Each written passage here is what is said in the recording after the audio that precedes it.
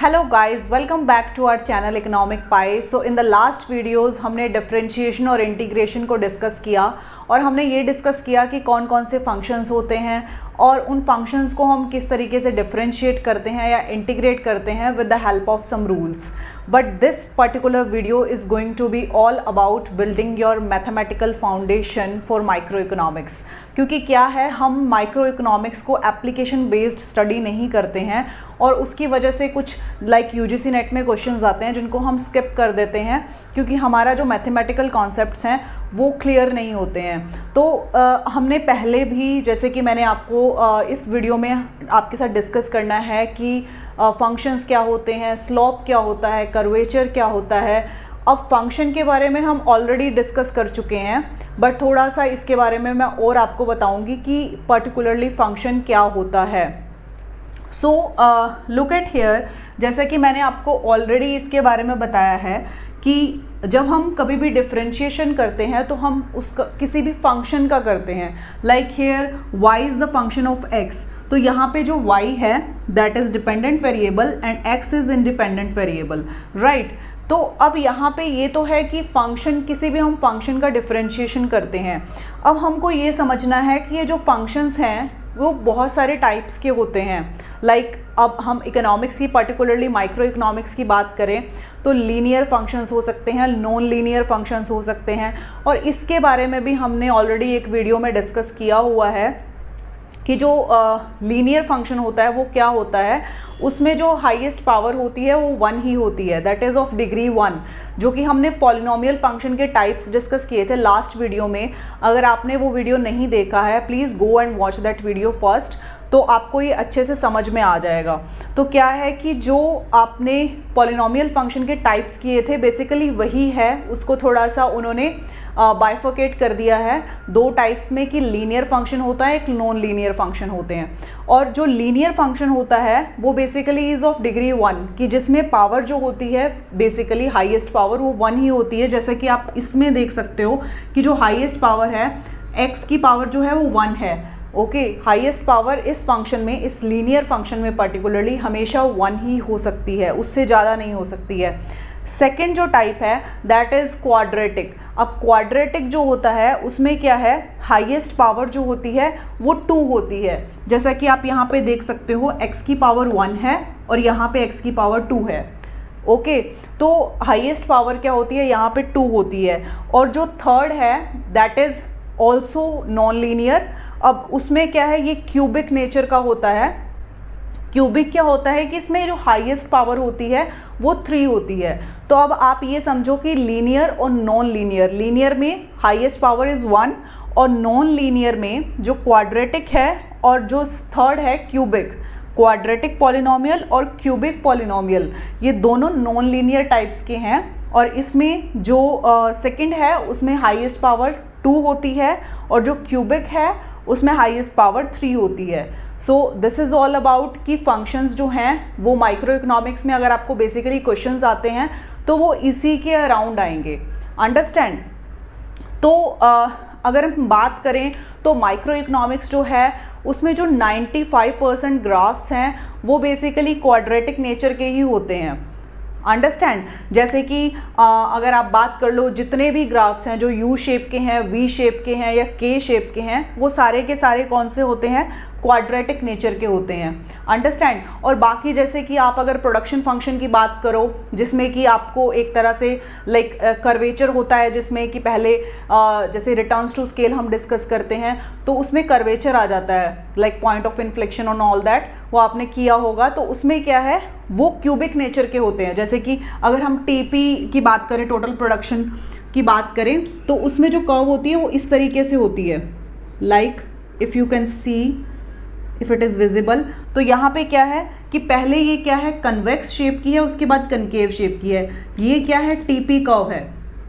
Understand? तो ये वाले जो ग्राफ्स होते हैं ये क्यूबिक नेचर के होते हैं। अब इसमें और भी बहुत सारे हैं, आप जैसे TFC TVC का करते हैं, टोटल कॉस्ट कर्व हो जाती है जो, ठीक है। तो जो टोटल कॉस्ट कर्व होती है उसका भी इसी तरीके से बनता है कि बीच में इसमें कर्वेचर के बारे में मैं बाद में डिस्कस करूँगी। तो ये जो टाइप के हैं ये क्यूबिक नेचर के होते हैं, और जो क्वाड्रेटिक है जैसे कि लाइक MC है, ओके, तो ये क्या है, ये यू शेप का है, तो this is of quadratic nature. और 95% जो ग्राफ्स होते हैं माइक्रो इकोनॉमिक्स में वो जो होते हैं वो क्वाड्रेटिक नेचर के होते हैं। तो आपको ये देखना है आपके जो भी न्यूमेरिकल इलस्ट्रेशन होंगे वो इसी के अराउंड जो है रिवॉल्व करेंगे। तो ये कॉन्सेप्ट आपको अच्छे से समझ में आना चाहिए। जो नेक्स्ट चीज़ है वो क्या है कि जो फंक्शन है पर्टिकुलरली वो किस टाइप का है, ये आपको अगर आइडेंटिफाई करना है कि वो एक्सप्लिसिट है या इम्प्लिसिट है, तो ये बहुत ही लाइक इजी है इसको देखना। कि आप यहाँ पे देखो जो एक्सप्लिसिट फंक्शन होता है उसमें क्या है कि एक्सप्लिसिटली लाइक आप मेंशन्ड होता है कि कौन किसका फंक्शन है, like here y is the function of x, क्योंकि यहाँ पे एक वेरिएबल को कम्प्लीटली आइसोलेट किया हुआ है, एक तरफ लिया हुआ है, जिससे कि आपको ये पता लग जाता है कि y is the function of x. Understand, like यहाँ पे एक एग्जाम्पल है कि revenue is the function of quantity produced और सोल्ड। तो आप क्लियरली ये चीज़ बता सकते हो कि रेवेन्यू है जो वो फंक्शन है किसका, क्वांटिटी प्रोड्यूस्ड या क्वांटिटी सोल्ड का। तो एक्स जो है यहाँ पे क्वांटिटी को जो है रिप्रेजेंट कर रहा है। बट अगर आप इस एग्जाम्पल की बात करें तो यहाँ पे जो p² + q² = 400 है, इसमें क्या है, यहाँ पे p भी वेरिएबल है और q भी वेरिएबल है, बट आप ये क्लियरली बता नहीं सकते हो कि whether p is the function of q और q is the function of p, okay, कि कौन सा डिपेंडेंट है कौन सा इंडिपेंडेंट है, आप क्लियरली इस चीज़ को नहीं बता सकते हो। तो ये इम्प्लिसिट फंक्शन है, अंडरस्टैंड। तो जहाँ पे वेरिएबल जो है वो कम्प्लीटली आइसोलेटेड नहीं होता है, दैट इज़ इम्प्लिसिट फंक्शन, और जहाँ पे कम्प्लीटली आइसोलेटेड होता है वो एक्सप्लिसिट फंक्शन होता है, कि क्लियरली आपको पता लगता है कि कौन किसका फंक्शन है, अंडरस्टैंड। जैसे कि यहाँ पे क्या है, p² + q² = 400, इसमें आप बोल सकते हो इस चीज़ को कि sum of the squares of price and quantity is constant at 400, कि अगर p का स्क्वायर और q का स्क्वायर का एडिशन करें तो वो क्या है, कांस्टेंट होगा, एंड यहाँ पे इन्होंने एज्यूम किया है 400।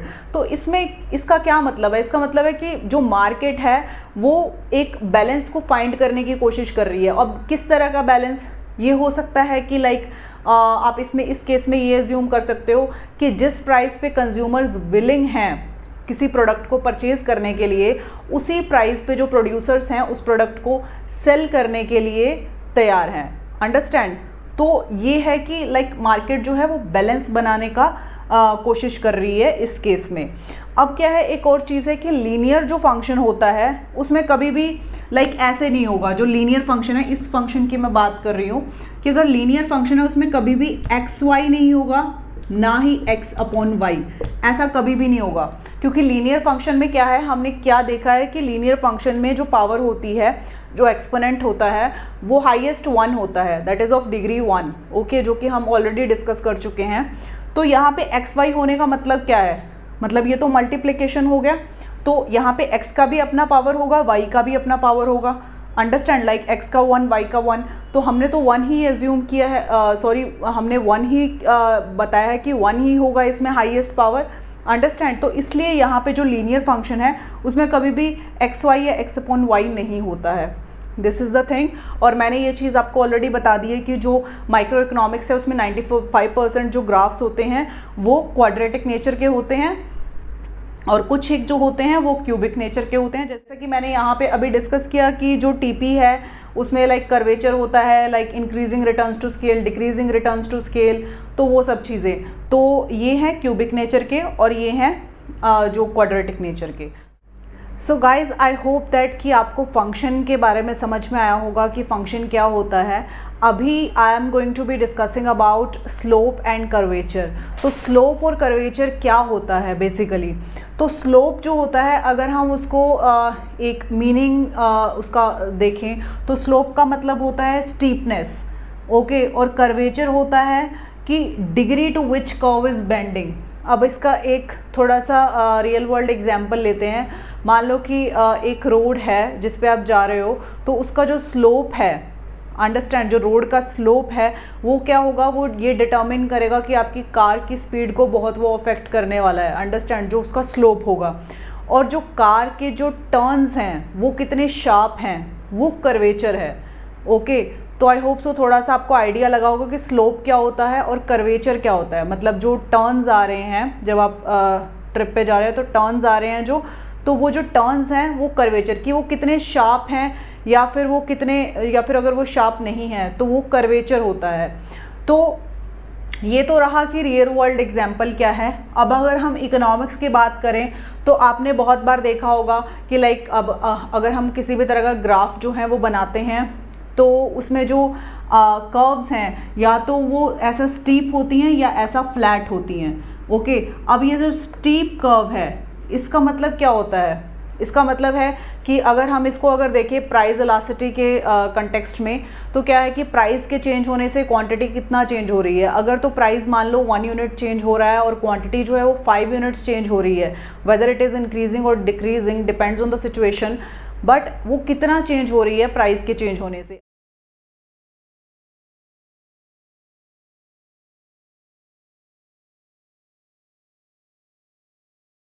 स्लोप बेसिकली चेंज को डिपिक्ट करता है और जो स्लोप होता है वो एब्सोल्यूट नंबर में होता है, वो परसेंटेज में नहीं होता है।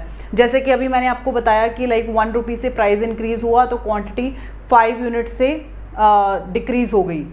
ओके, तो यहाँ पे हम एब्सोल्यूट नंबर्स की बात कर रहे हैं, हम परसेंटेज टर्म्स में बात नहीं कर रहे हैं। जो इलास्टिसिटी होती है उसको हम परसेंटेज टर्म में देखते हैं। तो इलास्टिसिटी की बात हम बाद में करेंगे। First of all we are discussing about slope. तो आई होप कि आपको स्लोप समझ में आया होगा कि स्लोप क्या होता है, चेंज, और इसको हम एब्सोल्यूट नंबर्स में डिस्कस करते हैं। तो अब कर्वेचर जो होता है, कर्वेचर क्या होता है? कर्वेचर है कि लाइक कितना जो कर्व है वो स्ट्रेट है अगर मान लो कर्व, और वो कितना डिविएट हो रही है from being a straight curve. ठीक है, वो कितना डिविएट हो रही है। फॉर एग्जाम्पल अगर आप प्रोडक्शन फंक्शन की बात करो, अंडरस्टैंड, तो प्रोडक्शन फंक्शन में हम टीपीएमपी की बात करें, आपने +1 +2 में बहुत बार किया होगा कि जो प्रोडक्शन फंक्शन है उसमें क्या है कि सबसे पहले जो टीपी है वो इंक्रीजिंग रेट से इंक्रीज़ हो रहा है, उसके बाद में क्या है ये डिक्रीजिंग रेट से इंक्रीज़ होता है, उसके बाद में वो फॉल करता है। अब इंक्रीजिंग रेट से इंक्रीज़ होना, डिक्रीजिंग रेट से इंक्रीज़ होना, इसी को मतलब इसी पे कर्वेचर डिपेंड करता है कि जैसे यहाँ पे देखो, यहाँ पे जो कर्वेचर है वो इस टाइप का है, फिर उसके बाद कर्वेचर हुआ इस टाइप का। जैसे कि मैंने आपको रियल वर्ल्ड एग्जांपल दिया था कि कार के टर्न्स कितने शार्प हैं, तो द सेम वे कि यहाँ पे जो कर्वेचर है वो इस टाइप का है, यहाँ पे इस टाइप का कर्वेचर हो गया। अब कर्वेचर जो है वो कन्वेक्स या कनकेव किसी भी टाइप का हो सकता है। तो यहाँ पे क्या है, अगर तो कर्व जो है वो इस तरीके से बनी हुई है तो ये कनकेव होती है, अंडरस्टैंड। अगर कर्व इस तरीके से बनी हुई है तो ये क्या है, कन्वेक्स है। तो यहाँ पे आप देख सकते हो, यहाँ पे क्या ये कन्वेक्स है और ये कनकेव है, अंडरस्टैंड। तो ये कन्वेक्स कर्वेचर है और ये कनकेव कर्वेचर है। तो आपको कर्वेचर का थोड़ा आइडिया लगा होगा कि कर्वेचर होता क्या है। तो अब जो स्लोप है that is first order derivative, okay, और जो कर्वेचर है that is second order derivative. अब हम इसको एक डायग्राम के थ्रू भी अंडरस्टैंड करेंगे कि जैसे यहाँ पे क्या है कि जो स्लोप है that is first order derivative, और इसमें हम किस तरीके से उसको डिपिक्ट करते हैं। मान लो कि जैसे हमने प्राइस की बात की कि प्राइस के चेंज होने से क्वांटिटी में कितना चेंज आया, दैट इज़ स्लोप। अब ये जो स्लोप है वो नेगेटिव भी हो सकता है, पॉजिटिव भी हो सकता है, और कोई भी स्लोप भी नहीं हो सकता है, अंडरस्टैंड। अब इसको समझते हैं कि कैसे। नेगेटिव स्लोप का क्या है कि मान लो कि प्राइस इंक्रीज़ हुआ, मतलब एक्स इंक्रीज़ हुआ, जिसकी वजह से क्वांटिटी जो है वो डिक्रीज़ हो गई, जितनी आप डिमांड कर रहे हो प्राइस के इंक्रीज़ होने से, तो ये तो क्या हुआ, नेगेटिव स्लोप, ओके। और अगर मान लो कि प्राइस के इंक्रीज़ होने से जो आप क्वांटिटी डिमांड कर रहे हो वो इंक्रीज़ हो गई। अब ये जो सोशल स्टेटस वाली गुड्स हैं उसके केस में आप कंसिडर कर सकते हो कि लाइक जिसमें आपका सोशल स्टेटस डिपिक्ट होता है, तो उनके प्राइजेस बढ़ते हैं तो अब उनको ज़्यादा पजेस करने की कोशिश करते हो, अंडरस्टैंड। तो या फिर आप इसको प्रोड्यूसर के पॉइंट ऑफ व्यू से भी देख सकते हो कि प्राइस बढ़ेगा तो वो क्वांटिटी सप्लाइड जो होगी वो ज़्यादा होगी, ओके, वो ज़्यादा जो सेल करने की कोशिश करेगा। तो ये तो हो गया पॉजिटिव स्लोप, अगर x के बढ़ने से y बढ़ता है। और अगर x के बढ़ने से y में कोई चेंज नहीं आता कि लाइक मान लो कि प्राइस में के बढ़ने से जो क्वांटिटी है उसमें कोई भी चेंज नहीं आ रहा, अंडरस्टैंड। और ये किस केस में हो सकता है कि मान लो कि आपको किसी चीज़ का एडिक्शन है, अंडरस्टैंड। तो अगर हम एक स्मोकर का एग्जांपल लें तो चाहे जो है किसी उस पर्टिकुलर कमोडिटी का प्राइस जितना मर्जी इंक्रीज हो जाए, उसने वो क्वांटिटी उतनी ही कंज्यूम करनी है। अंडरस्टैंड। तो वो क्या होगा, that will be the case of no slope. अगर तो जो आपका फर्स्ट ऑर्डर डेरिवेटिव है that is less than zero तो मतलब नेगेटिव स्लोप है। अगर आपका first order derivative is more than zero तो मतलब पॉजिटिव स्लोप है। अगर इज इक्वल टू जीरो तो नो स्लोप है। ओके, तो ये चीज़ें हैं, मतलब स्लोप के बारे में आपको ये लर्न करना पड़ेगा, like you can learn it कि किस तरीके से है कि नेगेटिव स्लोप कब होगा, पॉजिटिव कब होगा और नो स्लोप कब होगा। और ये मैं आपको बता देती हूँ कि लाइक जो फर्स्ट ऑर्डर डेरिवेटिव है उसको आप इस तरीके से लिखते हो एफ डैश एक्स। ओके, और यहाँ पे अगर हम अब सेकेंड ऑर्डर डेरिवेटिव की बात करें, मतलब कि हम अगर कर्वेचर की बात करें, ओके, तो कर्वेचर जो है उसमें क्या होगा कि अगर इसको हम जो कर्वेचर है उसको दो तरीके से हम जो है जज करेंगे कि लाइक वो कनकेव है या कन्वेक्स है। ओके, कनकेव है तो कनकेव किस तरीके से होता है, इस तरीके से। ओके, और ये क्या है, ये it will bend upward, it will bend downward. तो कनकेव इस तरीके से होगा, कन्वेक्स की जो शेप होगी वो इस तरीके से होगी। तो अगर आपका सेकेंड ऑर्डर डेरिवेटिव जो है, कर्वेचर जो है, वो अगर मोर देन जीरो है तो इसका मतलब क्या है कि वो कन्वेक्स है। अगर वो लेस देन जीरो है तो मतलब वो क्या है, कनकेव है। तो अब हम इसको एक डायग्राम के थ्रू एक्सप्लेन करते हैं कि किस तरीके से है, और इसके बाद में आप टीपी कर्व का भी आपको समझ में आ जाएगा कि लाइक किस तरीके से है ये। तो आप ये इन कर्व्स को लाइक ध्यान से देखो। तो इसमें क्या है, आई होप सो कि ये विजिबल होगा क्लियरली। तो इसमें अगर आप देखो तो ये क्या, किस तरीके का स्लोप है, ये किस तरीके का स्लोप आपको लग रहा है, दिस इज नेगेटिव स्लोप। क्योंकि नेगेटिव स्लोप कैसा होता है, नेगेटिव स्लोप ऐसा होता है। ओके, और पॉजिटिव स्लोप कैसा होगा, पॉजिटिव स्लोप कैसा होगा, ऐसा होगा, मतलब ऑपोजिट। तो क्या है, अब ये नेगेटिव स्लोप है, तो नेगेटिव स्लोप में जो फर्स्ट ऑर्डर डेरिवेटिव है वो क्या होगा, नेगेटिव स्लोप में फर्स्ट ऑर्डर डेरिवेटिव क्या होगा, it will be less than zero. तो यहाँ पे फर्स्ट ऑर्डर डेरिवेटिव क्या है, लेस देन जीरो। ओके, और यहाँ पे सेकेंड ऑर्डर डेरिवेटिव, हमने कन्वेक्स और कनकेव की बात की थी। तो अगर तो कर्व कनकेव है, ओके, तो क्या होगा, जो आपका सेकेंड ऑर्डर डेरिवेटिव होगा that will be less than zero. Okay, अगर कन्वेक्स है तो that will be more than zero. तो यहाँ पे क्या है, दिस इज कन्वेक्स, तो कन्वेक्स में क्या है, मोर than zero second order derivative. Okay, अब इस कर्व पे आते हैं। तो इस कर्व में क्या है कि अब एक बार इसको मैं अगर बताऊं तो आप इसको ये बोल सकते हो दैट दिस कर्व मीन्स जो भी आप यहाँ पे फंक्शन ले रहे हो, तो यहाँ पे क्या है, ये this is falling eight increasing rate. Understand, क्योंकि क्या है, ये फॉल हो रहा है because this is of negative slope. Okay, but ये फॉल हो रहा है, बट ये इंक्रीजिंग रेट से फॉल हो रहा है। अंडरस्टैंड, क्योंकि सेकेंड ऑर्डर डेरिवेटिव जो है इसका that is more than zero. Understand. अब यहाँ पे इसकी बात करें तो ये कैसा शेप है, this is also convex shape. तो कन्वेक्स शेप में क्या होता है, जो सेकेंड ऑर्डर डेरिवेटिव होगा वो तो मोर देन जीरो होगा, और फर्स्ट ऑर्डर डेरिवेटिव जो होगा वो क्या होगा। अब ये स्लोप कौन सा है, ये पॉजिटिव स्लोप है, क्योंकि अगर ये नेगेटिव स्लोप है तो पॉजिटिव स्लोप ऐसे होगा। ओके, अब पॉजिटिव स्लोप कब होगा, जब आपका फर्स्ट ऑर्डर डेरिवेटिव जो है that is more than zero. तो यहाँ पे फर्स्ट ऑर्डर डेरिवेटिव क्या होगा, मोर देन जीरो होगा। ओके, अब यहाँ पे इसकी बात करें तो ये कौन सी शेप है, ये कनकेव शेप है। कनकेव शेप में क्या होगा, जो सेकेंड ऑर्डर डेरिवेटिव है वो कनकेव शेप में क्या होगा, यहाँ पे it will be less than zero. तो यहाँ पे second order derivative is less than zero, और यहाँ पे first order derivative is more than zero because ये क्या है, कौन सा स्लोप है ये, अगर आपका पॉजिटिव स्लोप होता है तो फर्स्ट ऑर्डर डेरिवेटिव क्या होता है, मोर देन जीरो। तो ये पॉजिटिव स्लोप है, ये पॉजिटिव स्लोप होता है। ओके, ये नेगेटिव स्लोप होता है। अंडरस्टैंड। तो the same way it will go for this one. ये भी क्या है, ये कौन सी कर्व है, दिस इज कनकेव। तो कनकेव के अकॉर्डिंगली आप देखो यहाँ पे जो सेकेंड ऑर्डर डेरिवेटिव है वो क्या होगा, it will be less than zero, first order derivative will also be less than zero. तो ये सेम जो रूल है यहाँ पे अप्लाई होता है, और ये इससे हमको कर्वेचर से हमको क्या पता लगता है कि जो फंक्शन है वो किस रेट से इंक्रीज या डिक्रीज हो रहा है। अब यहाँ पे जैसे ये फॉल हो रहा है इंक्रीजिंग रेट से, ये क्या है, राइज हो रहा है, बट ये इंक्रीजिंग रेट से राइज हो रहा है। क्यों इंक्रीजिंग रेट से क्यों राइज हो रहा है, क्योंकि ये कन्वेक्स शेप का है, और कन्वेक्स शेप में क्या है, ये क्या है, जो सेकेंड ऑर्डर डेरिवेटिव है आपका वो क्या है, मोर देन जीरो है, तो मतलब इंक्रीजिंग रेट है।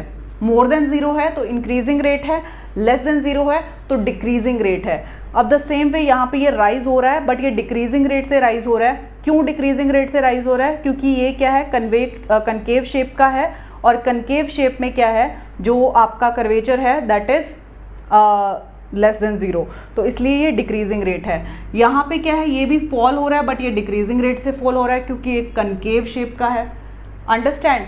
तो मतलब जो स्लोप है आपका वो क्या है, नेगेटिव है, बट ये इंक्रीजिंग रेट भी हो सकता है उसका, डिक्रीजिंग रेट भी हो सकता है, डिपेंड्स ऑन द कर्वेचर। तो कर्वेचर आपको रेट बताता है, अंडरस्टैंड, कि किस रेट से हो रहा है। जैसे कि यहाँ पे हमने टीपी का अगर आप देखो यहाँ पे, तो टीपी में यहाँ पे क्या है, शेप कौन सी है, ये दिस इज कन्वेक्स शेप। तो मतलब यहाँ पे जो प्रोडक्शन है ना वो इंक्रीजिंग रेट से इंक्रीज हो रहा है। अंडरस्टैंड? इंक्रीज तो हो रहा है कि जैसे मान लो 2 से क्या हुआ, 4 हो गया, 4 से मान लो 8 हो गया, 8 से मान लो 16 हो गया। तो मतलब काइंड ऑफ कि इंक्रीज हो रहा है, बट इंक्रीजिंग रेट से इंक्रीज हो रहा है, कि हर बार जो इंक्रीमेंट आ रहा है वो पिछले इंक्रीमेंट से ज़्यादा इंक्रीमेंट आ रहा है।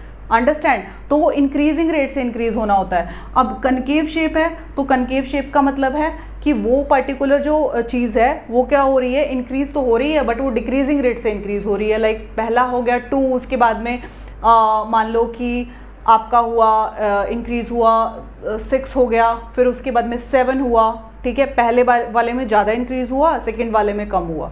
अंडरस्टैंड? तो वो इंक्रीज हो रहा है बट डिक्रीजिंग रेट से इंक्रीज हो रहा है। सो दिस इज हाउ जो स्लोप है और कर्वेचर जो है वो ये होता है इकोनॉमिक्स में। और ये जो पर्टिकुलर होता है ना, ये यहाँ पे ये होता है पॉइंट ऑफ इन्फ्लेक्शन। ये इसके बारे में I will be discussing in any another video. तो आई होप सो कि यहाँ पे आपको ये समझ में आया होगा कि स्लोप क्या होता है और कर्वेचर क्या होता है। स्लोप बेसिकली क्या होता है, एब्सोल्यूट नंबर्स में हम देखते हैं, और ये चेंज होता है, और चेंज तो होता है, बट कर्वेचर आपको क्या बताया, किस रेट से चेंज हो रहा है, इंक्रीजिंग रेट से हो रहा है या डिक्रीजिंग रेट से हो रहा है। अंडरस्टैंड? तो अब इसका अगर हम देखें रियल वर्ल्ड में क्या इसका यूसेज है, कि जैसे स्लोप से आपको ये पता लगता है कि लाइक अगर आप प्राइस में चेंज करेंगे तो क्वांटिटी कितना चेंज होगी। तो बेसिकली जो प्रोड्यूसर है, मैन्युफैक्चरर है, अपने प्रोडक्ट का प्राइस जो है वो डिसाइड कर सकता है कि हमको जो है इतना प्राइस रखना है। ओके, अगर बाद में उसमें कुछ चेंजेस करने हैं तो अगर वो कर सकते हैं या नहीं कर सकते हैं, डिपेंड्स ऑन की स्लोप, कि मतलब जो इलास्टिसिटी है वो कितनी होगी। अगर हम थोड़ा सा चेंज करेंगे तो कहीं डिमांड बिल्कुल ही ख़त्म ना हो जाए। अंडरस्टैंड? तो ये थोड़ा सा इन चीज़ों का यूसेज है। कर्वेचर आपको ये बताता है कि लाइक आपको आपके प्रोडक्शन की एफिशिएंसी बता देगा, कि लाइक जैसा कि आप यहाँ पे देख सकते हो कि इंक्रीजिंग एट इंक्रीजिंग रेट या फिर increasing at decreasing rate production. फिर उसके बाद में आप जितना मर्जी लेबर उसके बाद अप्लाई करते रहो, बट आपके प्रोडक्शन में जो है वो कोई चेंज नहीं आ सकता, कोई भी चेंज नहीं आएगा। ओके, इवन दो कि आप ये बोल सकते हो कि आपका प्रोडक्शन डिक्लाइन होना लग जाएगा। तो इस टाइम पे जब MR is equal to MC, तो मतलब आपको उस टाइम में production you need to stop it. Okay, तो ये चीज़ है कि आपको जो स्लोप है और जो कर्वेचर है वो इस तरीके से जो प्रोड्यूसर्स हैं, मैन्युफैक्चरर्स हैं, या फिर जो भी बिजनेस में डिसीजन मेकिंग होती है वो इस बेसिस पे इस तरीके से होती है। आई होप सो कि आपको ये समझ में आया होगा कि इसका प्रैक्टिकल एप्लीकेशन क्या है। बेसिकली आप स्लोप और कर्वेचर को स्टडी क्यों करते हो। अंडरस्टैंड? तो थोड़ा आपको इसका भी आइडिया होना चाहिए कि आप कोई पर्टिकुलर जो कॉन्सेप्ट कर रहे हो उसका प्रैक्टिकल एप्लीकेशन क्या है। तो आई होप कि आपको इस वीडियो में कुछ वैल्यू मिला होगा। अगर आपको थोड़ा सा भी वैल्यू डराइव हुआ है तो please subscribe to this channel और हिट द बेल आइकन, तो आपको नोटिफिकेशन मिल जाएगा जब भी नेक्स्ट वीडियो जो है वो अपलोड होगा। So thank you so much for watching.